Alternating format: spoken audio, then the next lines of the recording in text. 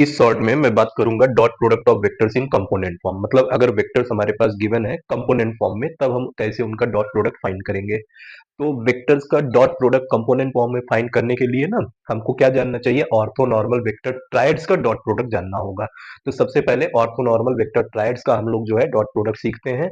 अब बात आती है कि ऑर्थोनॉर्मल वेक्टर ट्रायड किनको कहते हैं। जैसे एक्स एक्सिस के लॉन्ग यूनिट वेक्टर आप आई कैप लेते हो, वाई एक्सिस के लॉन्ग यूनिट वेक्टर जे कैप लेते हो, जेड एक्सिस के लॉन्ग यूनिट वेक्टर के कैप लेते हो। तो यही जो आई कैप जे कैप के कैप होता है ना, यही आपके पास क्या होता है, ऑर्थोनॉर्मल वेक्टर ट्रायड कहलाते हैं।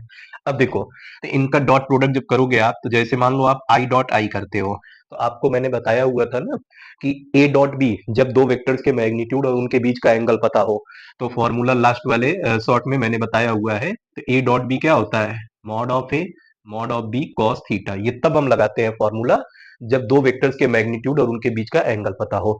तो जब कंपोनेंट फॉर्म में दिया रहेगा तब हम कैसे निकालेंगे वो चीज देखते हैं, ठीक है। तो हम ऑर्थोनॉर्मल वेक्टर ट्रायड, अब देखो इनका dot product I dot I करोगे, तो odd mod of I cap, दूसरा भी mod of I cap, same vector है ना आई डॉट आई, इनके बीच का एंगल 0 डिग्री होगा, होगा ना। तो 0 डिग्री मतलब ये cos 0 आ जाएगा। तो देखो, mod of I, I cap unit vector होता है एक्स एक्सिस के लॉन्ग, जिसका मैग्नीट्यूड 1 आएगा।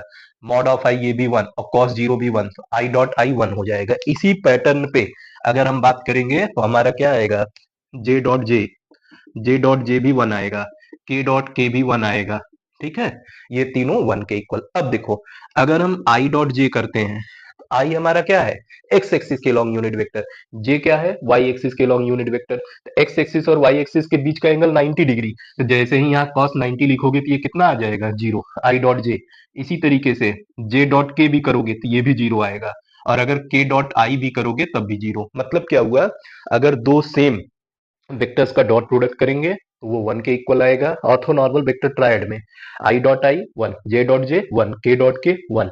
और अगर हम दो मतलब जो है अलग अलग का डॉट प्रोडक्ट करेंगे, जैसे आई का जे के साथ 0 आएगा, जे का के साथ 0 आएगा, के का आई के साथ 0 आएगा। तो ये ऑर्थोनॉर्मल वेक्टर ट्रायड्स का डॉट डॉट प्रोडक्ट होता है। अब इसका हेल्प लेकर के हम क्या करते हैं, डॉट प्रोडक्ट वेक्टर्स का कंपोनेंट फॉर्म में फाइंड करते हैं।